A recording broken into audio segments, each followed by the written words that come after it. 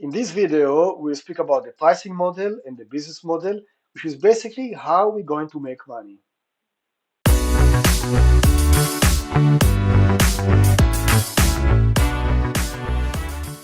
Okay, so the next stage is the most critical part of our business plan and business execution. It's the pricing model and the business model. It basically means that we want to understand how we're going to get paid, that's the point of all what we're doing. So we first of all need to start from the high level definition of which type of business are we. So I want to remind you, we already defined the problem and the solution. We have the product or how the product is going to look, not the product itself, but how it's going to look, the architecture, the data. So we understand all those things. But we don't understand yet how we're going to get paid.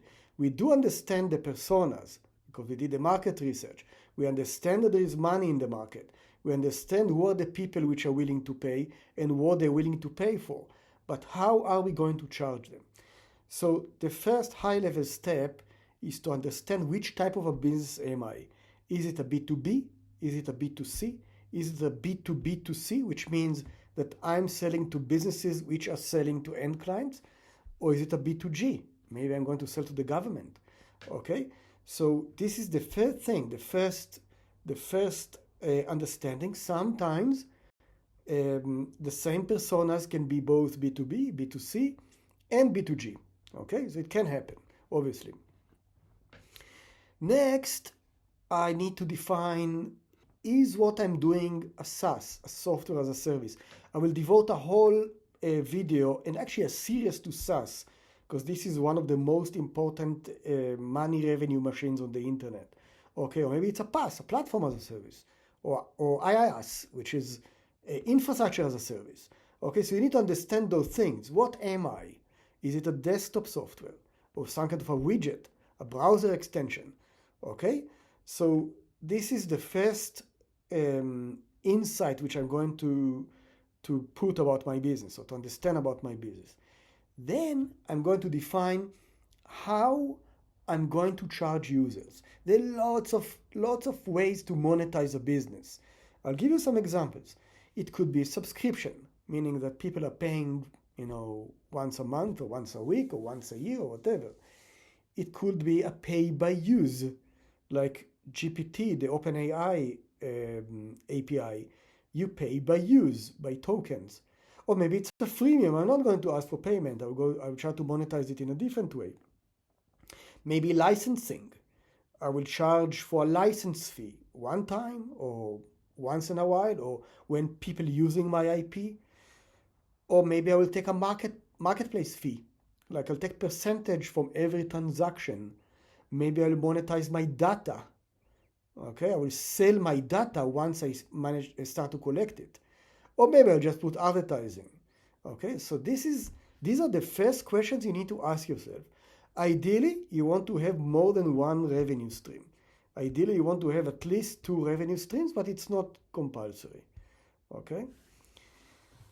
Next, I need to understand what is the acquisition cost of a user to get on my platform. Acquisition cost is how much money I need to pay to get a client to use my platform. For example, by advertising or by bribing someone like Google to give me their user. I don't know. It's like you paying money for a user. Okay, so you need to think carefully. What is the acquisition cost? What is the churn?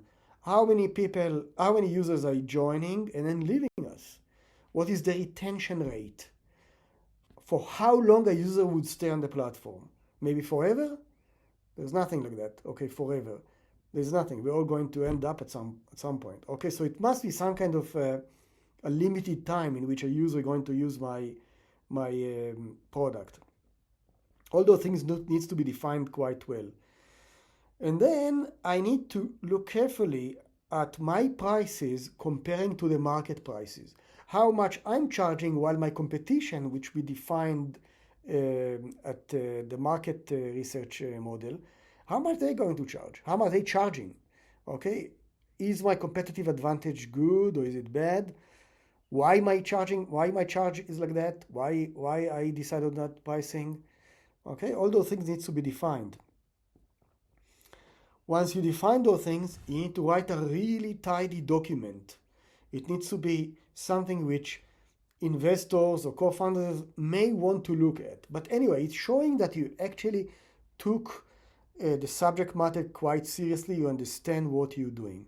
So by now, you should have a couple of documents. If you look back at our series, we already have quite a good intellectual property in the company. I want to thank you for attending my course and channel. Please subscribe, and don't forget that the slides of those videos are published on my Telegram channel. See you later.